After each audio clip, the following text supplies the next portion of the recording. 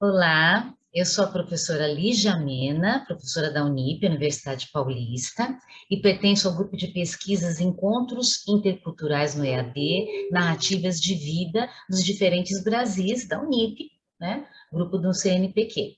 Estou aqui para conversar com vocês hoje sobre algumas atividades que o grupo fez ao longo desses anos. Então, vamos lá? Como eu já disse, eu sou a professora Lígia Mena, né? Meu nome completo, né? Lígia Regina Máximo Cavalari Mena, e essa é a minha página, depois que você quiser dar uma olhadinha, né? Para conhecer um pouquinho mais do meu trabalho, tá? O nosso grupo de pesquisa, ele já existe há um bom tempo, né? E ele está passando por várias fases. A minha tarefa hoje aqui é contar um pouquinho de um fórum que foi realizado lá na primeira etapa. Muitas coisas aconteceram, né? Leituras de textos, discussões diversas, vídeos gravados pelos professores e muito diálogo com esses alunos nos fóruns pelo meio do AVA, né? O ambiente virtual para essas atividades. Então, na primeira etapa de 2014 a 2016, muitas reuniões aconteceram, muitas conversas e muitos bate-papos. Por exemplo, em novembro de 2014, os alunos leram os trechos do romance A Resposta, né, de Histórias Cruzadas, The Help, e foi feita uma discussão bastante interessante sobre isso. Lá em dezembro, eles também, foi feita uma discussão sobre o que há em uma história, né? Foi lido um texto também, Entre Pitos e Psil, de Roberto da Mata, e foi feita uma discussão a esse respeito.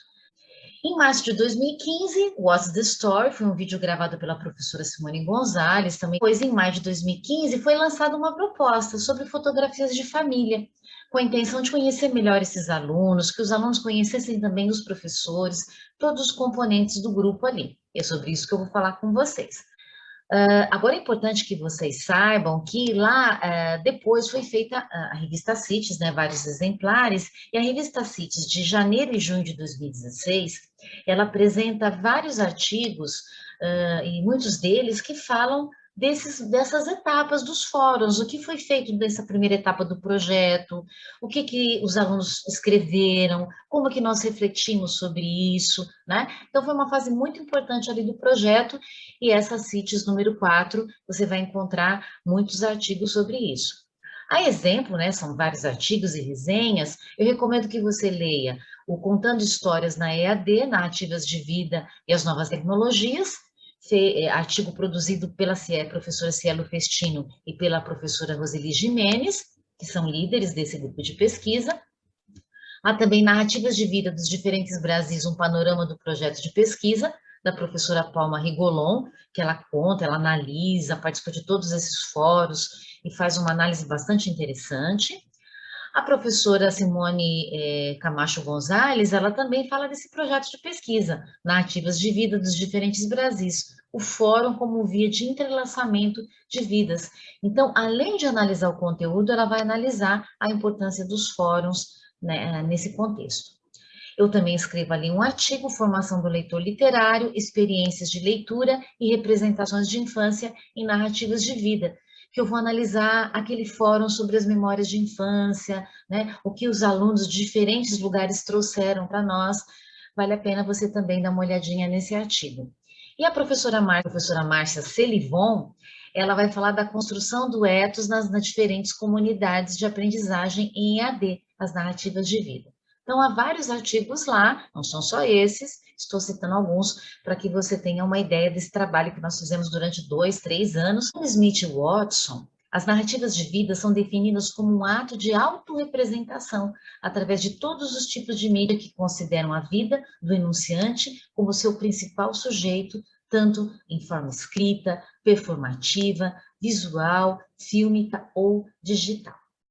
E antes também de falar das fotografias, eu considero importante nós refletirmos sobre a leitura de imagens, né? A professora Lúcia Santaella participou como assessora desse projeto Lendo Imagens. Eu recomendo a vocês, está aqui no site do Centec, colocar aqui na descrição do vídeo, e lá no comecinho do projeto, que é muito interessante, porque nós temos várias orientações de como ler uma fotografia, um meme, um outdoor, um livro ilustrado, a leitura de imagens em diferentes vertentes. E no início é dito o seguinte: Nosso cotidiano está cercado de imagens dos mais diversos tipos, origens e finalidades, acompanhadas ou não de textos escritos ou de outras linguagens. Fotografias, grifei, porque vamos falar de fotografias, vídeos, gravuras, histórias em quadrinhos, placas, avisos, logomarcas, games, anúncios publicitários. As variedades são inúmeras e cada vez mais acessíveis a uma quantidade maior de pessoas. Nesse contexto, surge a importância de reconhecer a imagem como uma linguagem e compreender suas especificidades. Mas será possível ler imagens? Quais são os principais elementos dessa linguagem? E de que modo é possível formar leitores capazes de construir relações de sentido entre texto escrito e imagem? Bem interessante, recomendo que você dê uma olhadinha lá. Além disso, a professora Lúcia Santaella, ela tem um livro extremamente importante, que é Leitura de Imagens, né, da Melhoramentos, lá de 2012, e aqui eu vou colocar alguns apontamentos que a professora faz lá, são informações tiradas lá desse livro. Vou só um parênteses aqui. Essa atividade que eu vou demonstrar hoje que os alunos fizeram, eles não tiraram as fotografias, né? Não foi essa atividade. Eles viram fotografias dos seus álbuns de família e refletiram sobre elas, escreveram ali um comentário, um ensaio para uma narrativa de vida, porque a narrativa de vida também não se faz assim de uma hora para outra. Muitos fóruns foram feitas, muitas discussões para sensibilizar os alunos para poderem produzir, então, as suas narrativas de vida em diferentes temáticas, diferentes vertentes. Tá? Então, fechando parênteses, mas a importância da leitura das imagens, inclusive porque depois os alunos produziram narrativas fílmicas, né, não só escritas. Então, essa discussão sobre a imagem é extremamente importante. A professora Lúcia Santaella diz o seguinte, que o conceito de leitura vai muito além dos textos linguísticos, né? Hoje a gente tem que pensar no letramento visual, porque nós lemos imagens também. A imagem, o espectro de significados dessa palavra abrange outras formas de expressão que não são apenas visuais. Então, quando a gente vê a imagem, não é só visual, é algo muito amplo. Há imagens verbais, com a linguagem poética e plena. Há também as imagens mentais, as imagens oníricas do sonho, as imagens acústicas, imagens sonoras da própria música. Mas vamos falar aqui das imagens visuais. Né? A palavra grega eco, cuja tradução é ícone, abarca todos os tipos de imagem visual, desde pinturas até estampas de selo, assim como imagens sombreadas e espelhadas. Sombras e espelhos eram considerados naturais, enquanto as imagens produzidas pelo ser humano eram tidas como artificiais. Isso lá na antiguidade, tudo isso está lá no livro da professora Lúcia Santaella. Pode-se referir tanto a imagens perceptivas, como a todas as formas de representação visual criadas pelo ser humano. Imagens perceptivas são aquelas que nós percebemos, olhamos uma árvore e falamos, nossa, uma árvore, né? Aquilo é produzido naturalmente e a nossa percepção do que é uma árvore. Mas há uma representação, né? Imagens criadas pelo ser humano, como o desenho, a pintura, a gravura, a própria fotografia, a escultura, a holografia, imagens produzidas pelo computador, né? Também chamadas de imagens infográficas. Olha só que interessante. Então, diferentemente das imagens perceptivas, que são aquelas naturais, que se apresentam a nós em razão da própria natureza de que somos feitos, né? As imagens produzidas pelo ser humano, aquelas imagens artificiais, dependem de materiais como suportes, a parede, a tela, pincéis, né? Lápis, câmera, computador, técnicas, habilidades, talentos para desenhar, pintar, fotografar. Então, mesmo uma fotografia, ela precisa ali, né, de uma câmera, hoje, né, as fotografias pelo celular, ela tem sempre uma intenção, mesmo que não seja uma foto artística, né? Quem tirou essa fotografia? Qual foi aquele momento? O que a pessoa quis registrar? O que ela quis, né, representar melhor? As fotos antigas, né, que os rolos ali se queimavam e se perdiam, elas têm uma característica muito própria, diferente das fotos digitais, que você pode manipular, fazer um Photoshop e tudo isso, né? São coisas que nós precisamos refletir sobre as fotografias. Bem, a fotografia se transformou em um instrumento importante na busca da própria identidade, né? Ela nada mais é do que a testemunha ocular de um fato, e a existência contida na imagem comprovando que realmente ocorreu aquele instante. Apesar que hoje, né, com tantas fake news, com tantas manipulações, algumas fotos também podem ser falsas. manipuláveis, temos que ficar atentos a isso. Mas existe um provérbio antigo chinês que diz, né, que uma fotografia fala mais do que 1000 palavras, né? Nesse mundo imagético que nós vivemos hoje, esse ditado é super verdadeiro, né? Acreditar nessa questão dessa imagem, né, que fala por 1000 palavras. Bem, nós temos as fotografias de arte, né? Olha que bela essa fotografia do Henri Cartier-Bresson, chama-se Flagrante do Visível. Vejamos como aqui, né, nós temos então essa... você vê uma imagem dessa e você pensa, né? O artista, ele fez isso propositalmente, né? Essa composição desse homem pulando com um guarda-chuva sobre a poça d'água, a Torre Eiffel ao fundo, o casal, parece um casal apaixonado com seus guarda-chuvas quebrados, né? O que essa história nos conta? Um homem perdido ali no fundo, essas estátuas aqui no canto, para onde esse homem vai? O que essas pessoas estão conversando? Que história de vidas elas têm para nos contar, né? Então é muito importante a gente também ter essa percepção, né, de como uma imagem que é composta artisticamente, né, ela foi feita com o objetivo, né, de compor a arte, de transformar aquilo em arte, e nós também vamos interpretá-la de uma maneira diferente. Interessante, né? Há também a fotografia como documento, não é? Olha aqui essa fotografia dos refugiados do Maurício Lima de 2016. Quem são essas pessoas, né? Elas parecem que estão no avião, no ônibus, né? Estão cansadas, adultos, crianças. Quais são as suas narrativas de vida? O que eles podem nos contar, né? O fotojornalismo, ele também tem essa intenção de registrar os momentos, né? De uma maneira, fixar na história essas imagens para nós, né? Tem um quê de arte também, é diferente da foto anterior, da fotografia anterior, mas ela tem um aspecto também artístico importante, né? Mas que história que ela nos revela? Então, a fotografia, existe aquela fotografia mais simples, né? Tirada por nós, pelos nossos familiares, nossos momentos de entretenimento, mas também há outras formas de fotografia. Isso é importante que a gente tenha em mente. Bem, e essas fotografias dos álbuns de família, né? O que elas podem dizer para a gente, né? Esses álbuns de fotografia que hoje estão ficando cada vez mais raros, né? As fotografias acabam ficando nos celulares, elas ficam ali na nuvem, né? Elas são digitalizadas, elas estão no Instagram, elas estão no Facebook, né?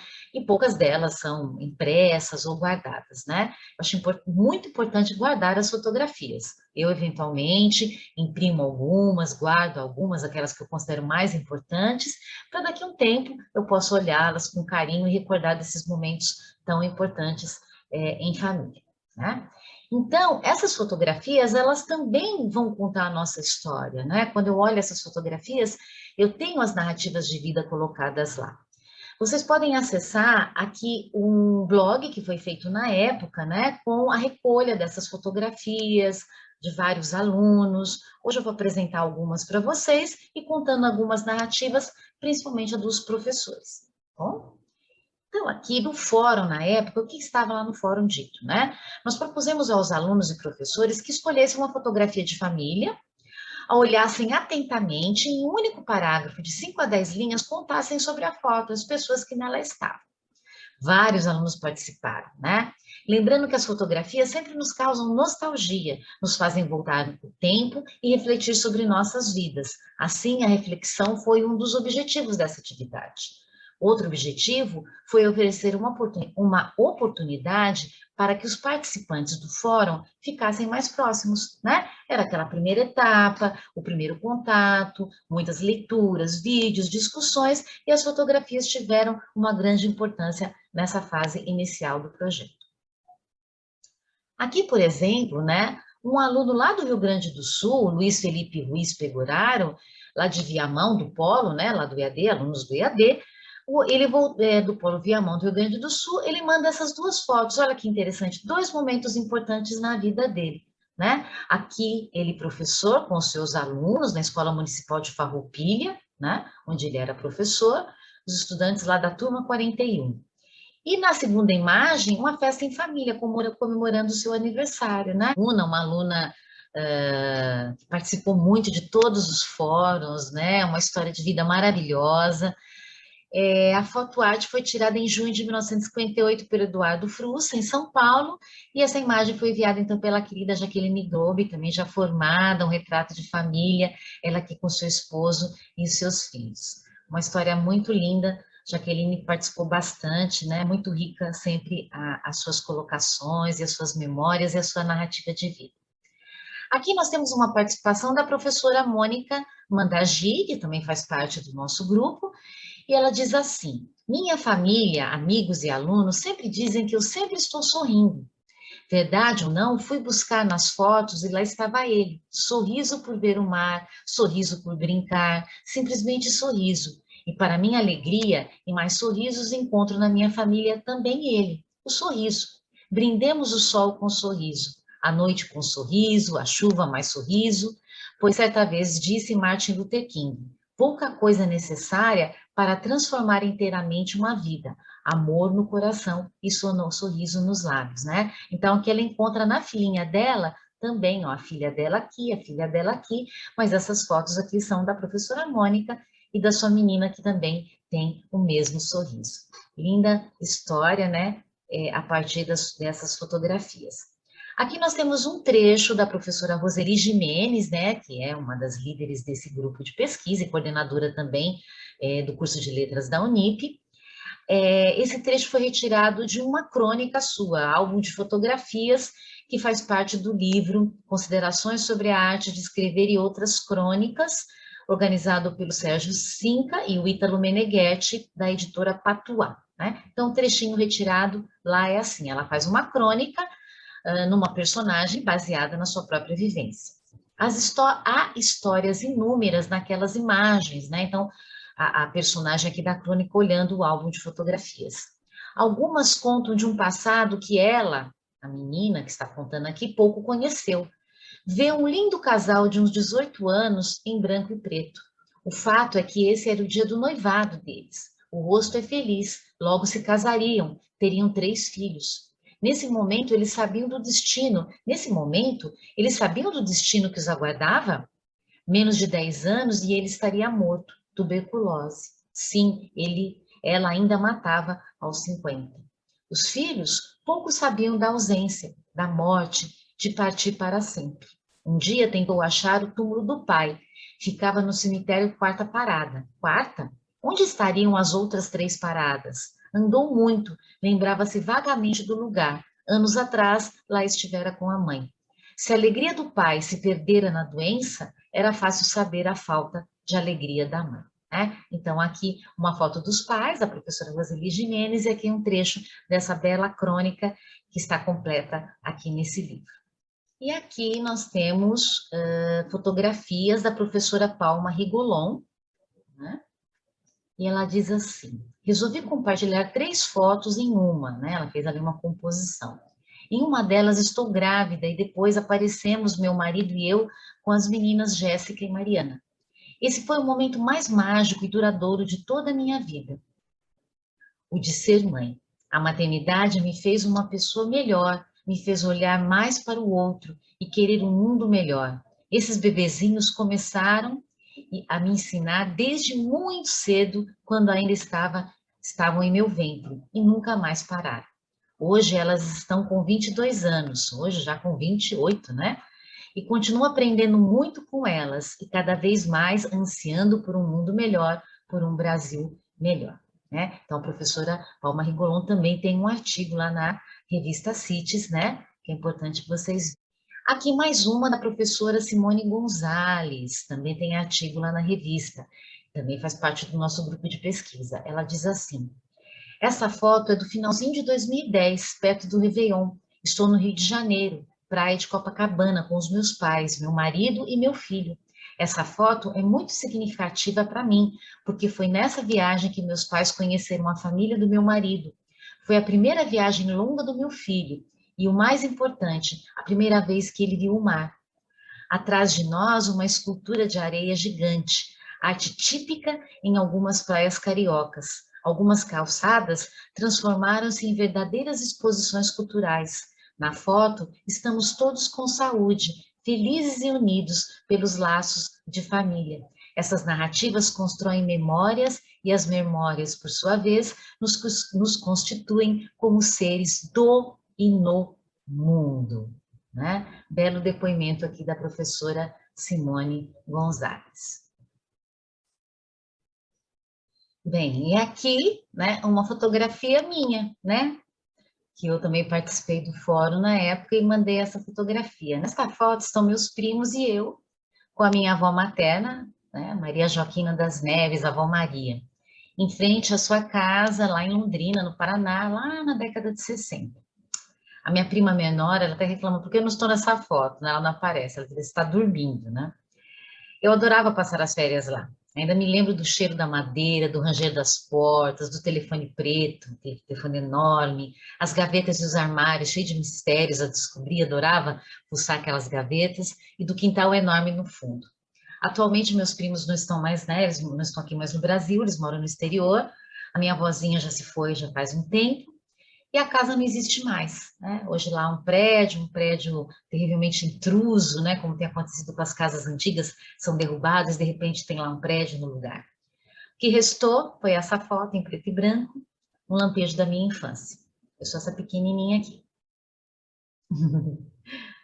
E para terminar, eu gostaria de compartilhar com vocês um livro maravilhoso da Inês Pedrosa, que é uma escritora portuguesa, e eu trabalhei até com esse livro com os alunos, né, dando aula de literatura portuguesa, e é um livro que conta a história de 3 mulheres, né, não são narrativas de vida, é uma ficção, ali um romance, que é composto por 3 mulheres em formatos e gêneros diferentes. A primeira parte é um diário, a segunda parte um álbum de fotografias, que as fotografias não estão lá, né, a narradora vai descrevendo as fotografias para a gente, e a terceira parte do livro são as cartas da filha, então é a avó, a mãe e a neta, né? E fala muito da questão do feminino, diferentes formas de feminino. E na parte, né, do álbum da Camila, né, que ela acaba se tornando uma fotógrafa, ela diz assim: as fotografias provaram-me que a verdade se podia fixar para sempre. E aí ela fica obsessiva e quer saber da verdade de qualquer forma e se torna uma fotógrafa. E a filha dela, a Natália, escreve lá nas cartas, né? Ela manda muitas cartas para a avó Geni. Ela diz assim, né? Descobri cedo nas fotografias da minha mãe que a felicidade é uma coleção de instantes suspensos, sobre o tempo que só depois de amarelecidos pela ausência se revela. Bastante significativo, eu gostaria de compartilhar com vocês que a gente pensasse nas fotografias, no que elas significam e também nas narrativas de vida que elas nos suscitam nas memórias que ali se compõem. Aqui as referências bibliográficas que usei nessa apresentação e muito obrigada mais uma vez aqui no meu site e até a próxima.